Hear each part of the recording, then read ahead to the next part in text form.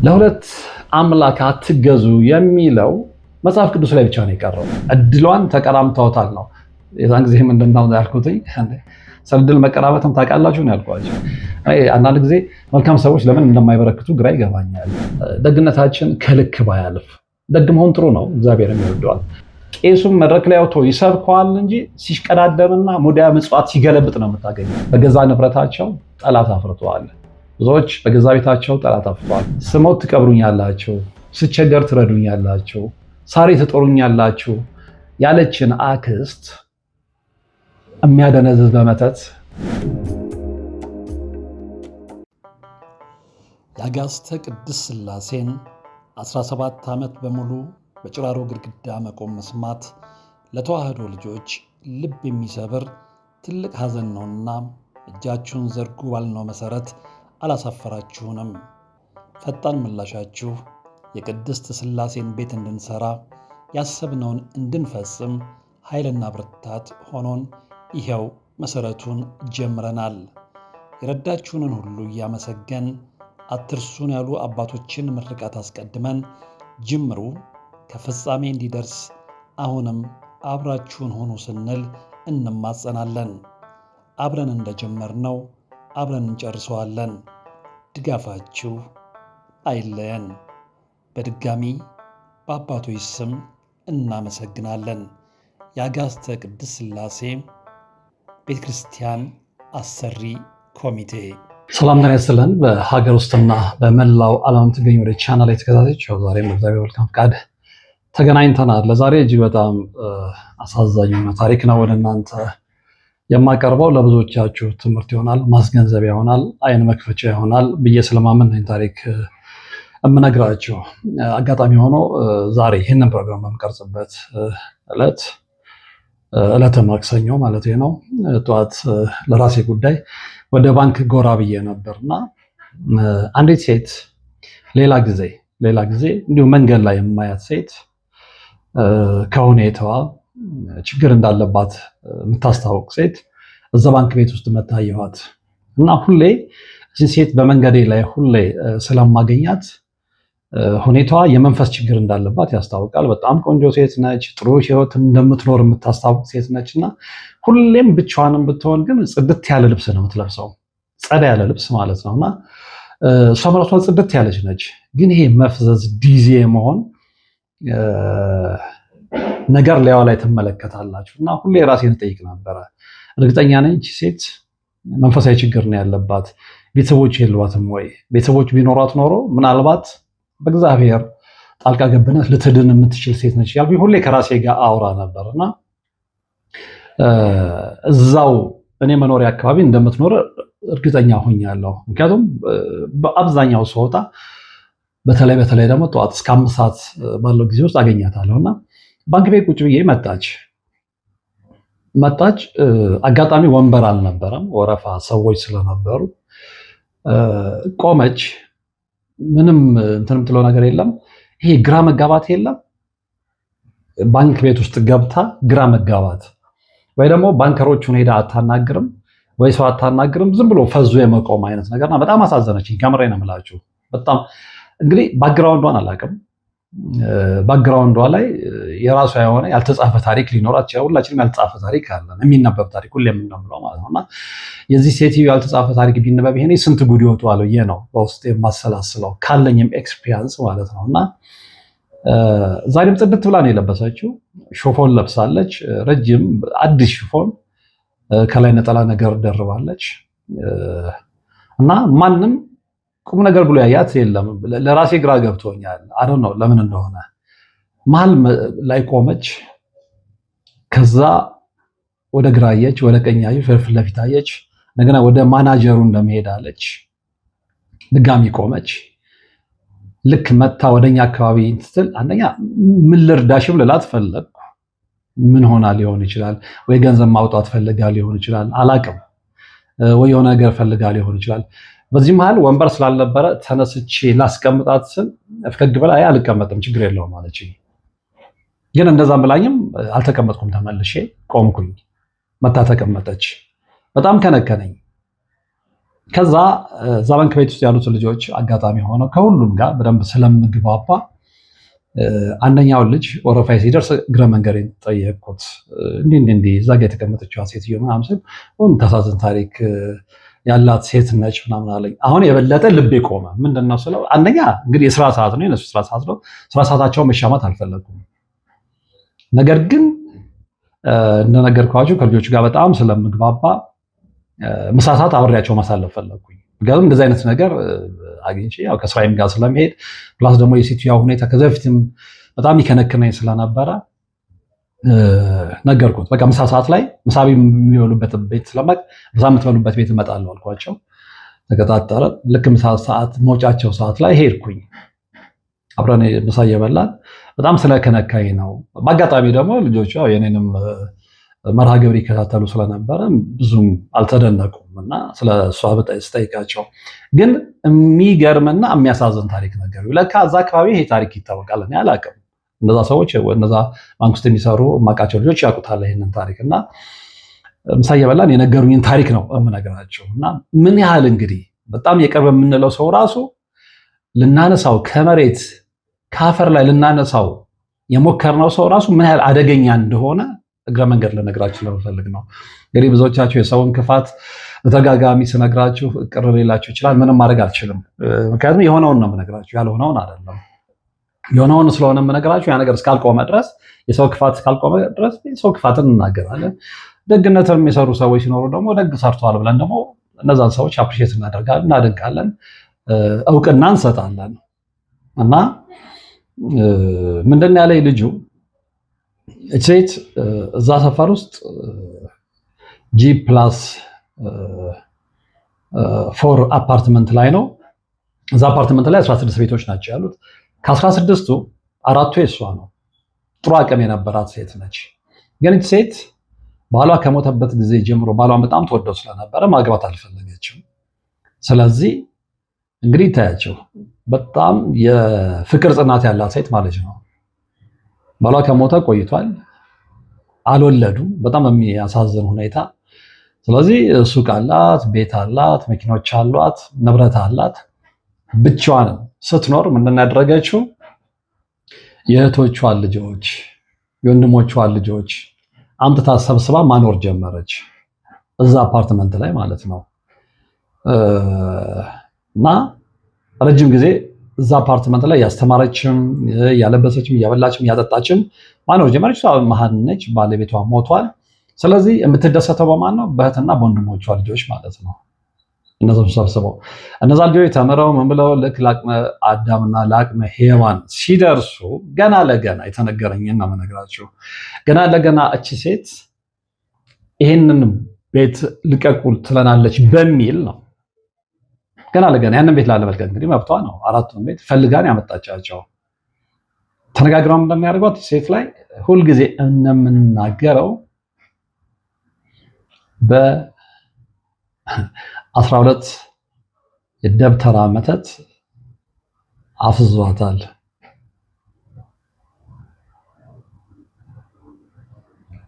አንዳንዴ ከቃላት በላይ ነው።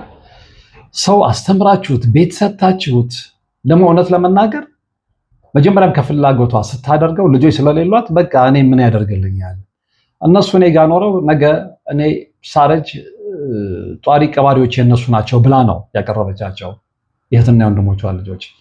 እነሱ ግን ለዛ ቁም ነገር አልበቁም፣ አልታደሉ። መታደልም እኮ ይጠይቃል።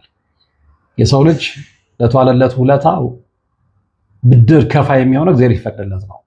አለበለዚያ ግን እንደነዚህ አረመኔዎች አካይስት የሆነና ደግ ያደረገለትን በክፋት አደንዝዞት እድሜ ልኩን እንዲማቅቅ ምክንያት ይሆናልና ይህች ሴት ከዛ በኋላ እነዛ ሰዎች ወይም ደግሞ እነዛ የአክስትና የወንድም ልጆች እሱም ብቻም አይደለም መተት ማድረግ ብቻ አይደለም፣ ነገራችን ላይ እድሏን ተቀራምተውታል ነው። የዛን ጊዜ ምንድነው ያልኩት? ስለ እድል መቀራመትም ታውቃላችሁ ነው ያልኳቸው። ተመስገን ነው። እድል እንደሚወሰድ እድልን ሰዎች እንደሚቀራመቱት የሰውን እድል ወደ ራሳቸው ትራንስፈር እንደሚያደርጉ የሚረዳ ትውልድ እየመጣ ከሆነ ተመስገን ተመስገን። የሚረዳ ትውልድ እየጠፋ ነው፣ የተቸገር ነው። እና እነዛ ልጆች እነዛ የባንክ ቤት ባለሙያዎች በዛ ጉዳይ ላይ ሳወራቸው ግንዛቤው እንዳላቸው ነው የተረዳሁት። ጥሩ ነው እና እድሏን ሁሉ እነዛ ልጆች ተሻምተውታል። በጣም ውብ ነች። በጣም ገንዘብ ያላት ሴት ነች። በንግድ ዓለም ውስጥ ነው ያለችው። ባለቤቷም በጣም ጥሩ ስራ ይሰራ ነበር። ብዙ ሱቆች፣ ብዙ የንግድ ቤቶች የነበሩት ሰው ነው። ስለዚህ ሲሞት በጣም ይዋደዱ ስለነበረ ሁሉም ነገር በእሷ ስም አድርጎላት ነው የሞተው። በዛ ላይ ደግሞ እንደነገርኳቸው አንድ አፓርትመንት ላይ አራቱ የእሷ ነው። ሁለቱ በባለቤቷ ስም ነበር፣ ሁለቱ በእሷ ነበር። ያው ባለቤቷ ሲሞት የራሷ ነው፣ አልወለደችም፣ መሀን ነች። ስለዚህ ይሄ ሁሉ ነገር ያለኝ ለምንድን ነው በቃ የራሴን ሰዎች አምጥቼ እዚህ እያኖርኩኝ የሆነ ስቴፕ ላይ ስደርስ በስማቸው አዞርላችኋለሁ፣ በቃ እኔ አንድ መኝታ አንድ ጸሎት ቤት ካገኘው በቂ ነው ብላ ነበረ ያሰበችው። ግን እንዳሰበችው አልሆነም። ደግ ያደረገችላቸው ደግ ያሰበችላቸው ሰዎች በዛ አይነት ሁኔታ እድሏንም አእምሮዋንም ሁሉም ነገሯንም ንብረቷንም ንብረት መቀማት ነው እንግዲህ። አሁን እነሱ እርግጠኛ ያልሆኑት ምንድነው? እሺ ንብረቷስ አልኳቸው። እዙ ላይ እርግጠኛ አይደለንም። እንግዲህ ወደ ራሳቸው ያዞሩት አያዞሩት እርግጠኛ አይደለንም። ነገር ግን ሰፈሩ፣ ጎረቤቱ ሁሉ የሚያውቀው ያንን ማድረጋቸውን ነው እና ሴት እንደምታደርገው ጧት ደስ ባላት ሰዓት ላይ ትወጣለች። ቀኑ ሙሉ ዝም ብላ በቃ እግሯ ወደ መራት በሚያሳዝን ሁኔታ ድሮ ሰራተኛ የነበረች ለፋተኛ የነበረች መኪና ትቀያየር የነበረች ቆንጆ ያያት ሁሉ የሚደነግጥላት ሴት ዛሬ ፈዛ ደንዝዛ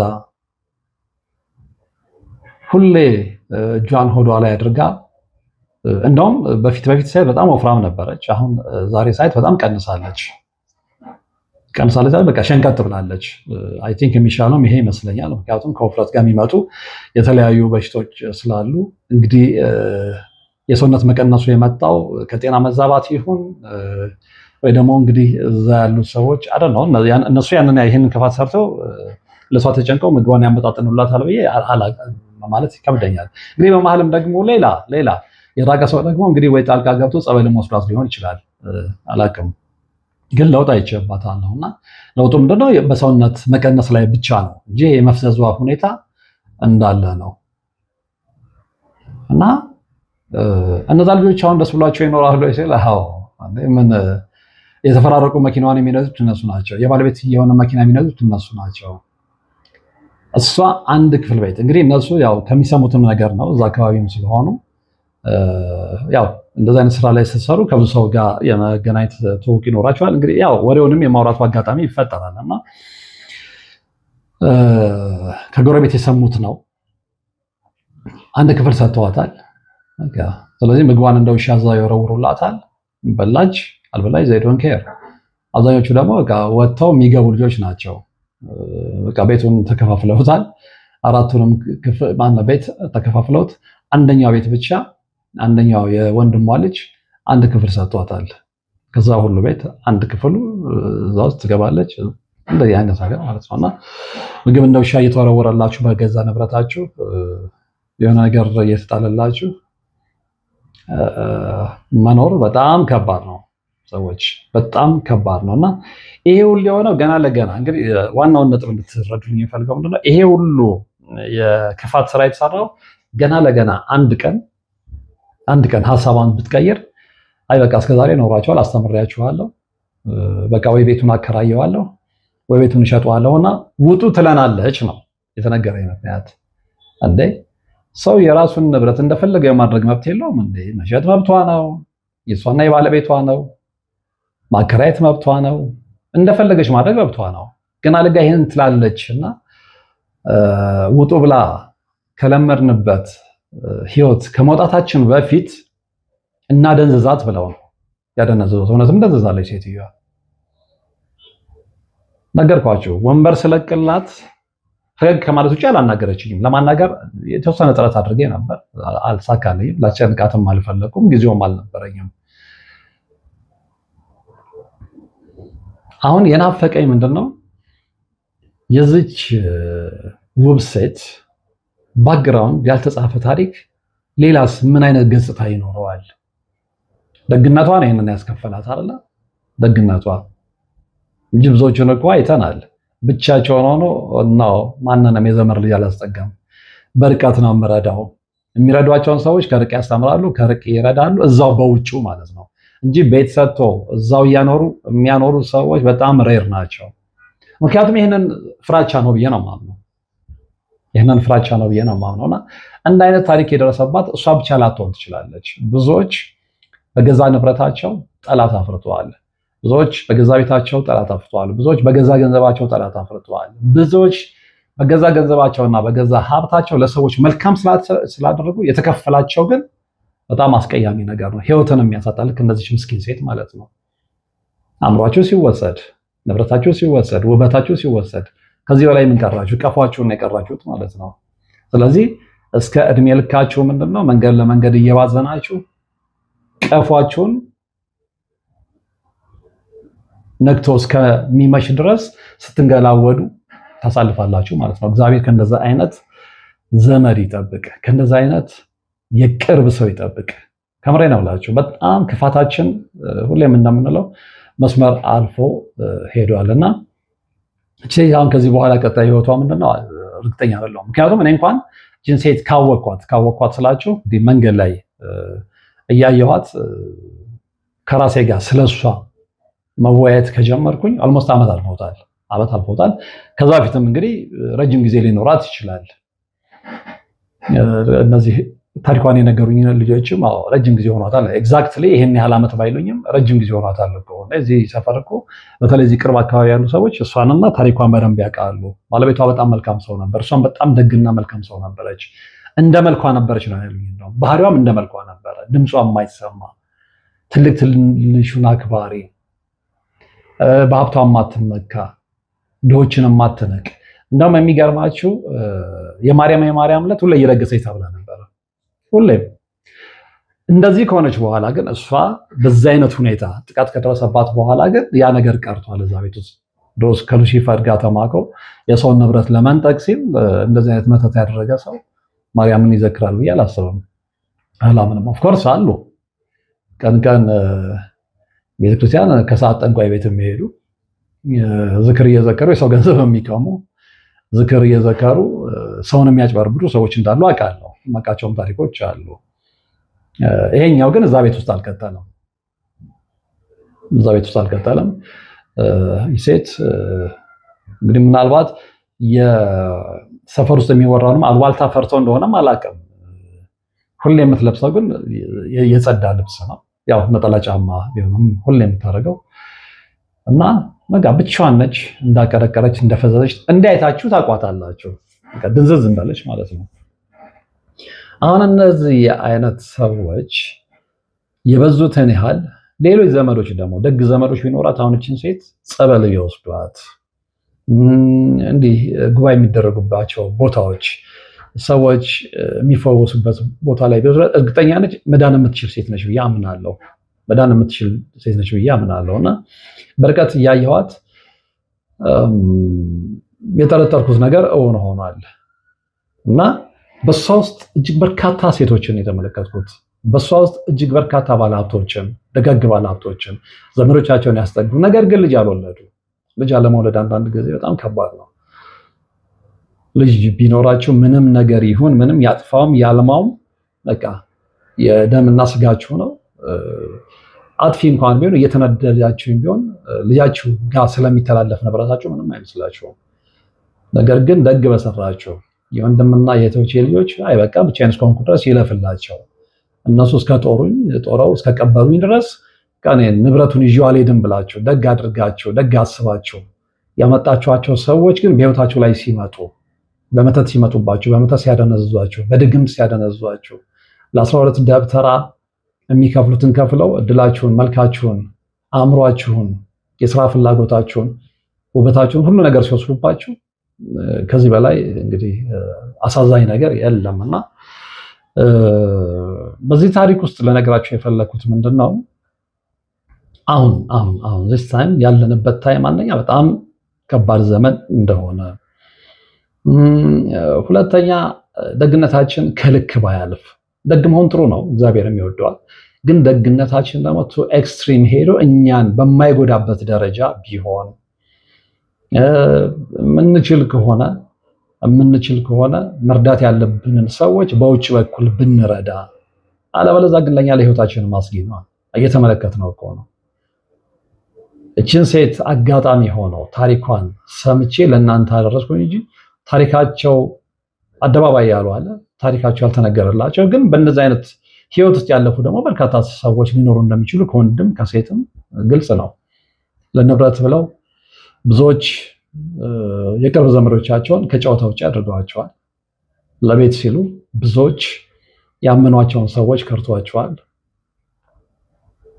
ብዙዎች በእምነት ያለምንም ጥርጥር በጣም ብዙ ገንዘብ እሱማ የኔ ነው ብለው ያበደሯቸው ሰዎች ከርተዋል። አማላጅ ቢላክባቸው ሽምጥጥ አድርገው ከደዋል። እነዚህ አይነት ብዙ ታሪኮችን አውቃለሁ። ብዙ ታሪኮችን በእምነት ኢን ሚሊየን በእምነት ሰጥተው አበድረው የተካዱ ሰዎችን አውቃለሁ። ይሄ ሁሉ የምነግራችሁ ለምንድን ነው? በቃ ይሄ ታይም የምንጠነቀቅበት ነው። አንጃጃል። አሁን አንዳንዱ በሰዎች መካከል ፍቅር በነበረው ሰው መካከል ጥርጣሬ የከፍታችሁ የትኛው ነው ፍቅር ያለው? ኑና ቤቴን ኑሩ፣ ቤቴን ውሰዱ፣ ግን ስሞት ትቀብሩኛላችሁ፣ ስቸገር ትረዱኛላችሁ፣ ሳሪ ትጦሩኛላችሁ ያለችን አክስት የሚያደነዝዝ በመተት እንዲህ አይነት ደግነት አለ እንዴ? ይሄ ምንድነው? ይሄ ጥርጥር መፍጠር ምናምን ይሄ ሪያሊቲ እኮ ነው። ሪያሊቲ የሆነ ያለ ሪያሊቲ ማለት ነው። የደረሰበት ብቻ ስለሚያውቀው ነው። አሁን የሀሳብ ልዩነት የሚፈጠረው የደረሰበት ብቻ ስለሚያውቀው ነው። ይህም ብቻም አይደለም። እኔ በህንፃ የተጣሉ ሰዎች አውቃለሁ። በጋራ ቤተሰብ ነው እንግዲህ ቤተሰባችሁን ምንም ላትጠራጠሩ ትችላላችሁ። ስለዚህ በጋራ የቤተሰባችን የእናትና የአባታችን ቤት ነው በሚል እዛ ቦታ ላይ እናትና የአባታቸው ቦታ ላይ ገንዘብ ሼር አድርገው ህንፃ ከሰሩ በኋላ ሊገዳደሉ የደረሱ እህት ወንድሞች ቤተሰቦችን አውቃለሁ። ለሁለት አምላክ አትገዙ የሚለው መጽሐፍ ቅዱስ ላይ ብቻ ነው የቀረው። ማንም የትኛውም ሰው በጣም አስመሳዮች ነን። ማንም ቄሱም መድረክ ላይ አውጥቶ ይሰብከዋል እንጂ ሲሽቀዳደምና ሙዳየ ምጽዋት ሲገለብጥ ነው የምታገኙት። ይቅርታ አድርጉልኝና መንፈሳዊ መምህር ነኝም የሚለው ያንን ቃል ካስተማረ በኋላ እሱ ግን ገንዘብ የሚያገኝበትን ቦታ ሲጭር ነው የምትመለከቱት። እዛም እየተሯረጠ የማይኖርበትን ቤት ሲገነባ ለቤተሰቡ ንብረት ሲያከፋፍል ነው የምታገኙት። ነው ውሸት ነው። አስመሳዮች ነን፣ አስመሳዮች። የመጽሐፍ ቅዱስን ታሪክ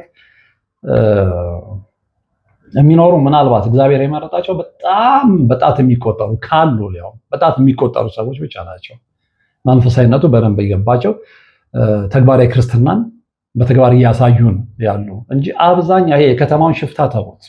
የከተማው ሽፍታ ይሄ ካባ ለብሶ ነጠላ ለብሶ ምናምን በየመድረኩ ላይ ከኔ ውጪ እግዚአብሔርን አውቂ ላሳራ የሚለው ነው። በጥልቀት በትመረምሩ ብዙ ጉድ ነው የምትመለከቱት። እና ለሁለት አምላክ አትገዙ ለገንዘብና ለእግዚአብሔር ማለት ነው የሚለውን በተግባር የሚኖሩት በጣት የሚቆጠሩ ሰዎች ናቸው። እንደውም እንዲህ ብለው መድረክ ላይ የሚያስተምሩት አብዛኛዎቹ ጅቦች ናቸው። አብዛኛዎቹ ምክንያቱም በገንዘብ የተነሳ ምን እንደሚያደርጉ ስለምናውቅ፣ በገንዘብ የተነሳ የምን ያህል ሰዎችን ህይወት እንዳበላሹ ስለምናውቅ ማለት ነው። እና የጥንቃቄ ዘመን ነው። በቃ አጭሩ የጥንቃቄ ዘመን ነው። የጥንቃቄ ዘመን ባይሆን ኖሮ እቺ መልከ መልካም ሴት፣ እቺ ደግ ሴት፣ እቺ ሀብታምና ድሃን ማትለይ ሴት፣ እቺ ድሆችን የማርያም ዕለት እየሰበሰበች ቤቷ ታበላ የነበረች ሴት ባለቤቷም እንደተነገረኝ ከመሞቱ በጣም መልካም ሰው እንደነበረ ነው የተነገረኝ። አንዳንድ ጊዜ መልካም ሰዎች ለምን እንደማይበረክቱ ግራ ይገባኛል። ጠይቄ መልስ ያላገኙለት ጥያቄ ይሄ ነው። አካይስቱ እድሜው ረዝሞ ሲኖር ትመለከቱታላችሁ። እያጭበረበረ አስመሳዩ። እንዲህ ደግሞ ከልባቸው ደግ የሆኑ መታየት የማይፈልጉ አንገታቸውን ደፍተው የሚኖሩ ሰዎች ግን እድሜያቸው አጭር ነው እና ባለቤቷም ብዙ መኖር በሚችልበት ሰዓት ነው። ኦልሞስት ጎልማሳ ነው፣ ግን እንዳልከፋ ነው የተነገረኝ። እሷም ቢሆን በነገራችን ላይ ይሄ ያደነዘዛት ነገር ይሄ መድኃኒቱ የደብተራ የምናምኑ ነገር ላይ እንትን ብሎ አሳብታት እንጂ ልጅ እንደሆነ ታስታውቃለች። ማክሲመም 35 33 እስከ 37 ከዛ በላይ አይተሄድም። ባሏም 40ዎቹ መጨረሻ አካባቢ እንደሆነ ነው የተነገረኝ። ረጅም ጊዜ መኖር የሚችሉ ሰዎች ናቸው የእሱን አሟሟት በግጥ በምን እንደሆነ አልሰማሁኝም፣ ግን የእሷ ያለችበት ሁኔታ በነገርኳችሁ መልክ ነው የደነዘዘችው እና እዚህ ደረጃ ላይ ደርሰናል። ደግ ያደርጉልን ሰዎች እንግዲህ በ12 ደብተራ ያው እስከ ቁጥሩ ነው የተነገረኝ። እነዚህ ልጆች እንግዲህ ከጎረቤት ተነግሯቸው ነው ማለት ነው። ጎረቤት ደግሞ አፍኖ ይቀመጠው እንጂ ዝርዝር ታሪኩን የሚያውቁ ሰዎች ይኖራሉ ማለት ነው። ስለዚህ እባካችሁ ጥንቃቄ አድርጉ። እባካችሁ ደግነታችሁ ከልክ አይለፍ። እባካችሁ መርዳትም ካለባችሁ መስመር አስምራችሁ እርዱ። ደግነት መጥፎ ነው እያልኩኝ አይደለም። እርዱ። ደግነትን እግዚአብሔር ይወደዋል። ስትረዱ ግን የእናንተ ጎጆ እስከሚፈርስ መሆን የለበትም። የእናንተ ልጆች እስኪበተኑ አይደለም። የእናንተ ልጆች ግራ እስኪገባቸው አይደለም። የእናንተ ልጆች አስፓልት ላይ በትናችሁ መቼም የሰው ልጅ አትሰበስቡም። የእናንተን ጎጆ አፍርሳችሁ የሌላውን አትቀልሱም። ይሄ ጅልነት ነው። ይሄ ደግነት አይደለም። ይሄ ቸርነት አይደለም። ይሄ መጃጃል ነው የሚሆነው እና ከመጃጃል እንዳን የሚለውንም እግረ መንገድ ልነግራችሁ ፈልጋለሁ። እንግዲህ ለዛሬ በሆነ አጋጣሚ አስቤበት አለ። ብዙ ጊዜ እንግዲህ የሚነገረኝን ታሪክ ነው መልሼ የማቀርበው እንጂ በአጋጣሚ እንደዚህ ለራሴ ጉዳይ ሄጄ እንዲህ አይነት ነገር ሀፕን አድርገው የሰራሁት ታሪክ እኔ እስከማስታውሰው ይሄ ብቻ ይመስለኛልና እንግዲህ በዚህ ታሪክ ብዙ ነገር ትማሩበታላችሁ፣ ለራሳችሁ ትመለከታላችሁ፣ ጥንቃቄ ታደርጉበታላችሁ ብዬ አስባለሁ። ለዛም ነው ለእናንተ ያቀረብኩት። እንደተለመደው እንደ ሁልጊዜውም አብራችሁኝ ስለነበራችሁ ወደፊትም አብራችሁኝ ስለምትሆኑ ከልብ ከልብ አመሰግናለሁ። መሰል አስተማሪ ታሪኮች ያሏችሁ ላኩልኝ። ስልክ ያለ በስልክ የደውላችሁ እንዲህ አይነት ታሪክ አለን ለሰው ብታቀርበው ሰዎች ይማሩበታል የምትሉት ታሪክ ካለ የደውላችሁ ንገሩኝ። መልሼ ወደ እናንተ የማቀርበው ይሆናል። በቀጣይ በሌላ መርሃ ግብር እስከምንገናኝ በያላችሁበት ሰላም። የአጋዕዝተ ቅድስት ሥላሴን 17 ዓመት በሙሉ በጭራሮ ግድግዳ መቆም መስማት ለተዋህዶ ልጆች ልብ የሚሰብር ትልቅ ሐዘን ነውና እጃችሁን ዘርጉ ባልነው መሠረት አላሳፈራችሁንም። ፈጣን ምላሻችሁ የቅድስት ሥላሴን ቤት እንድንሠራ ያሰብነውን እንድንፈጽም ኃይልና ብርታት ሆኖን ይኸው መሠረቱን ጀምረናል። የረዳችሁንን ሁሉ እያመሰገን አትርሱን ያሉ አባቶችን ምርቃት አስቀድመን ጅምሩ ከፍጻሜ እንዲደርስ አሁንም አብራችሁን ሆኑ ስንል እንማጸናለን። አብረን እንደጀመርነው አብረን እንጨርሰዋለን። ድጋፋችሁ አይለየን። በድጋሚ በአባቶች ስም እናመሰግናለን። የአጋዕዝተ ቅድስት ሥላሴ ቤተ ክርስቲያን አሰሪ ኮሚቴ